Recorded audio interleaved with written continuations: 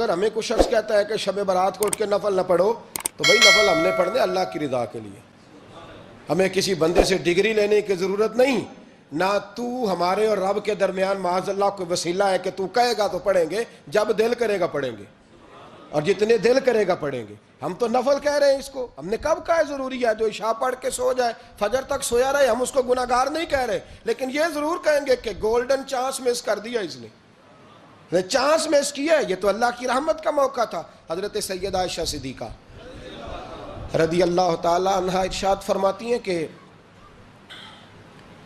شعبان کی 15ویں رات تھی، یعنی شب برات کی رات، فرماتی ہیں شعبان کی 15ویں رات تھی، میں نے اچانک نظر ڈالی تو حضور میرے بستر میں تھے، پھر میری نظر پڑی تو حضور نہیں تھے، میرے دل میں گمان آیا، خیال آیا کہ شاید کسی اور زوجہ کی طرف حضور کا میلان تباہ ہو گیا ہو، وہاں تشریف لے گئے ہوں۔ فرماتی میں اٹھی باہر گئی تو نبی کریم علیہ السلام جنت البقیع میں تھے، قریب ایک جگہ پہ حضور دعائیں مانگ رہے تھے۔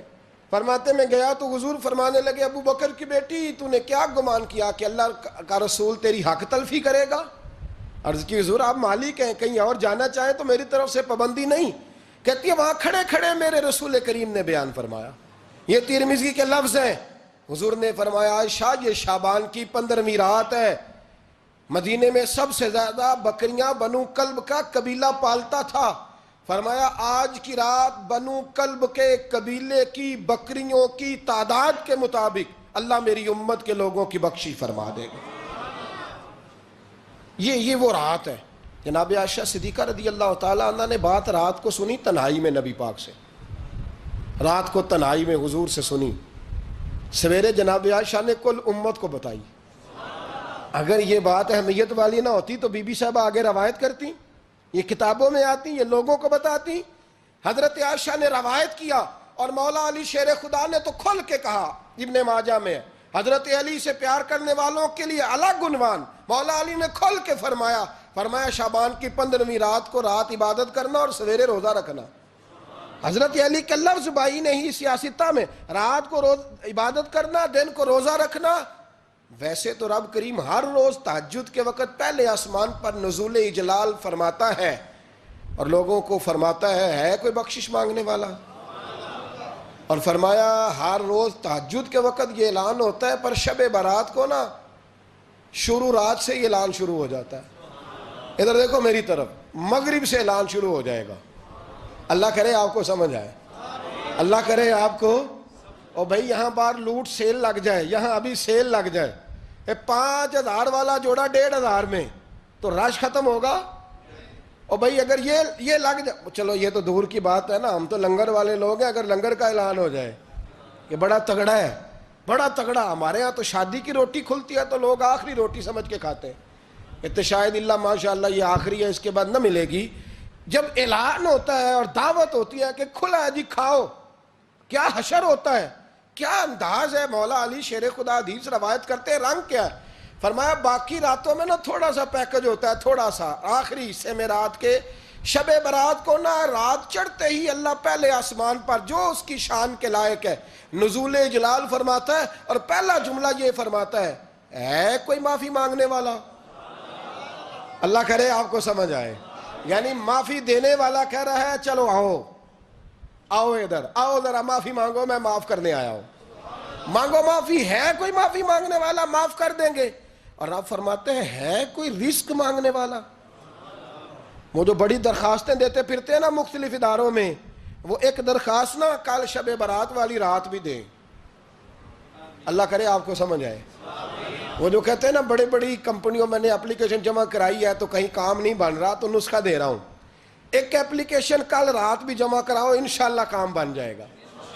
اور میں نہیں کہہ رہا، مولا علی شیر خدا فرما رہے ہیں، اور وہ خود نہیں فرما رہے، وہ نبی پاک کا فرمان نقل کر رہے ہیں، اور وہ رسول اللہ صلی اللہ علیہ وسلم کی بات نہیں بیان کر رہے، وہ کہتے ہیں رب فرماتا ہے کوئی روزی مانگنے والا؟ سارے سیٹھوں، نوابوں، جاگیرداروں کے پاس جا جا کے تھک گئے ہو، ایک دن میرے کہنے پر، ایک رات، ایک دیہڑی ذرا شب برات والی لگا کے تو دیکھو، پر شرط یہ ہے کہ یقین کامل ہو، ارادہ یہ، مطلب اللہ معاف کرے، آپ نے ناراض نہیں ہونا، لیکن وہ ماحول اس طرح کا ہے کہ شب برات کو ایک دو ساتھی کو کہا رات کو عبادت کر کہتے جی وہ تو ٹھیک ہے پر سویرے چھٹی نہیں، کام کرنا ہے. یعنی رب کہہ رہا ہے کہ تو آ جا شب برات کی رات، جو مانگے گا وہ تجھے، لیکن یہ ادھر نہیں توجہ کر رہا. یہ کہتا ہے سویرے 10 بجے دکان نہ کھلی تو مشکل ہو جائے گی، دفتر نہ گیا تو حالات آپ دیکھیں ذرا. اب جب یقین اس طرح کا ہو تو پھر تو میں ساری زندگی اداروں میں درخواستیں دینی ہیں. پھر آپ جیسا آپ کا مزاج ہوگا، اللہ تعالیٰ تو بندے کے گمان کے قریب ہے. تو میرے رسول پاک علیہ السلام نے ہمیں یہ میسج دیا، پیغام دیا، فرمائے اس رات جو اولاد مانگے گا رب اسے بھی عطا فرمائے گا. اس رات جو اللہ سے بخشش مانگے گا اللہ اسے بھی دے گا. اس رات جو رب کریم سے عزت مانگے گا اللہ اسے بھی عطا کرے گا. شارحین نے لکھا اس رات جو رب سے پردہ پوشی مانگے گا اللہ اسے پردہ پوشی بھی عطا کرے گا. جو جنت کا سوالی ہوگا رب اپنے فضل سے عطا فرمائے گا. کوشش فرمائیں، کوشش فرمائیں. 10 محرم کو ہمارے ہاں لوگ جاتے ہیں قبرستان، وہ کسی حدیث سے ثابت نہیں، میں منع نہیں کر رہا، جائیں 9 محرم کو جائیں، 10 کو جائیں، 11 کو جائیں، 8 کو جائیں، سفر میں جائیں، ربیع الاول میں جائیں، قبرستان میں جب بھی جائیں منع نہیں ہے. لیکن شب برات والی رات تو خود رسول کریم گئے ہیں نا قبرستان. اب جو بات میں نے سمجھانی ہے اس کو سمجھیں. نبی پاک کی والدہ کا مزار نہیں ہے وہاں جنت البقیع میں. حضور کے کو بھائی بہن حضور کیا کرنے گئے؟ امت کی بخشش کے لیے گئے. شب برات کی رات لالچی نہ بنے کہ صرف میں نے اپنے لیے روزی مانگنی ہے، کل امت کے لیے مانگے رب کریم سے. مانگے اپنے بھائی کے لیے، مانگے اپنی بہن کے لیے، مانگے اپنے بیٹے کے لیے، مانگے اپنی بیٹی کے لیے، مانگے اللہ کریم سے. یہ مانگنے کی رات ہے. پچھلی راتی رحمت رب دی کرے بلند آوازہ، بخشش منگن واریاں کارن کھلا جے دروازہ. آئیں اللہ کی بارگاہ میں اس رات کو کھل کے دعا مانگیں. قبرستانوں میں نہ کچھ قبریں ایسی ہیں کہ جو بتاتی ہیں کہ سالوں بیت گئے ہیں کوئی آیا نہیں. کچھ قبریں بتاتی ہیں. اور کچھ بڑے قبرستان بڑے شہروں میں ایسے بھی ہیں کہ جن کا گورکن کہتا ہے کہ مجھے کمیٹی نے کہہ دیا ہے جہاں 4-5 سال کوئی نہ آئے وہاں نئی قبر بنا دیا کرو. وہاں نئی قبر بن جاتی ہے معاذ اللہ. او بھائی کچھ ہیں ایسے، کچھ ہیں. یہ جائیں نا اکبر بادشاہ یہاں لیٹا ہے لاہور میں تو شعر لکھا ہوا ہے بر مزارے ماں غریباں نے گلے پروانہ سوزز نے صدائے بلبلے. فارسی کا مقولہ لکھا ہے اس کی قبر پہ، کہتا ہے میں وہ غریب ہوں. اعلیٰ بادشاہ ہے مقبرے میں لیٹا ہے، کہتا ہے میں وہ غریب ہوں کہ نہ یہاں کوئی پروانہ آتا ہے نہ بلبل آ کے گیت گاتی. کوئی آتا ہی نہیں، کوئی فاتحہ نہیں پڑھتا، کوئی فاتحہ نہیں پڑھتا. او بھائی کئی قبریں ایسی ہیں جن پہ سالوں بیت گئے کوئی لوٹا نہیں. اور مشکات میں حدیث ہے میرے نبی کریم علیہ السلام نے فرمایا جو قبر میں ہوتا ہے وہ تو اس آدمی کی طرح ہے جو دریا میں ڈوب رہا ہے اور وہ انتظار کر رہا ہے کہ میرا بیٹا میرے لیے دعا مانگے، میری بیٹی دعا مانگے. پر بیٹے کو تو 27 سال ہو گئے، ملک سے باہر ہے. کاغذ بنے گے تو ابے کی قبر پہ آئے گا نا، اس کے تو کاغذات ہی نہیں مکمل ہو رہے. وہ بیٹے کو تو مشکل ہے بڑی، وہ تو کاغذات نہیں بن رہے. وہ تو دولت کا مطالبہ پورا ہوگا تو جب ہی وہ کام ہوگا نا. انتظار ہو رہا ہے قبروں میں میرا بیٹا دعا کرے، میرا بھائی دعا کرے. اور اگر بچہ دفن ہے تو وہ کہتا ہے میری ماں دعا کرے، میرا باپ دعا کرے. کوشش کریں شب برات بعد از مغرب یہ رواج پیدا کریں. یہ رسول اللہ کا طریقہ ہے صلی اللہ علیہ وسلم. قبرستان میں جائیں اور جا کر کے وہاں اللہ تبارک و تعالیٰ سے دعا مانگیں کہ یا اللہ جو اس قبرستان میں لیٹے ہیں وہ بھی، اور جو آج تک کلمہ پڑھنے والے دنیا سے گئے وہ بھی، اور جو قیامت تک جائیں گے وہ بھی. اے اللہ تو سب کی بخشش فرما دے. اللہ کی رحمت کو محدود نہ کریں کہ صرف مجھے بخش دے، اسے کہیں یا اللہ کل کی بخشش فرما. ساری امت کے لیے دعا کریں. شب برات کی رات نفل پڑھیں. ہمارے ہاں محفل ہوتی ہے ہر سال الحمدللہ، بڑے شوق سے بڑا خوبصورت ہم اہتمام کرتے ہیں. لیکن میں اکثر دوستوں سے کہا کرتا ہوں کہ جن کو اکیلے میں نفل پڑھنے میں مزہ آئے وہ اکیلے میں پڑھیں. کتنی کھلی بات کر رہا ہوں. میں پابند نہیں کر رہا کہ آپ یہاں آئیں گے محفل میں آئیں گے ضروری ہے. بھئی آپ کو اکیلے میں مزہ آتا ہے نا. کچھ لوگ تنہائی میں ہوں تو دل زیادہ لگتا ہے، وہ تنہائی میں کریں اللہ اللہ کوئی عرض نہیں. لیکن کچھ ایسے ہیں کہ نعت سنتے ہیں تو دل نرم ہوتا ہے، تقریر سنتے ہیں تو دل نرم ہوتا ہے. تو جن کا اس طرح نرم ہوتا ہے وہ مسجد میں آئے, بات سنیں. کچھ کو سب کے بیچ بیٹھ کے رونا آتا ہے. حضرت سعدی شیرازی فرمایا کرتے تھے کچھ لوگوں کے آنسو مجھے رلا جاتے ہیں. فرماتے ہیں کچھ کی آنکھیں دیکھ کے رو پڑتا ہوں, لہٰذا میں جب بھی ذکر کرتا ہوں محفلوں میں بیٹھ کے کرتا ہوں. تنہائیوں میں مجھ سے نہیں ہوتا, تو جس سے نہیں ہوتا وہ آئے نا, مسجد میں آئے, رات عبادت کریں. کل مغرب سے پہلے پہلے کام سمیٹ لیں سارے, اور مغرب کے بعد یہ رات شروع ہوگی, مغرب کے بعد ایک چھٹی کر لو اللہ رسول کے لیے. کر لیں گے انشاءاللہ تعالی ایک چھٹی. اور توبہ کی رات ہے یہ, توبہ کرنی ہے. توبہ کس کو کہتے ہیں؟ توبہ کا معنی ہے پچھلے گناہ پر پچھتانا, شرمسار ہونا. کہتے نہیں اے کاش میں نہ کرتا, اور وہ لفظوں میں نہیں, جملوں میں نہیں, توبہ رٹی رٹائی نہیں. شرمسار ہونا اور آئندہ گناہ نہ کرنے کا پکا ارادہ کرنا, اس کا نام توبہ ہے. دیکھیں اللہ تعالیٰ فضل کرے, میں نے پچھلے سال کہا تھا پھر کہتا ہوں, مسجدوں سے نا شب برات کی رات, شب قدر کی رات چیخوں کی آوازیں آتی ہیں, لوگ اتنا روتے ہیں نا. رونا چاہیے, کم روتے ہیں زیادہ رونا چاہیے. لیکن سوال یہ ہے کہ اتنا زیادہ لوگ شب برات کی رات روتے ہیں, کیا پھر سویرے بددیانتی ختم ہو جاتی ہے؟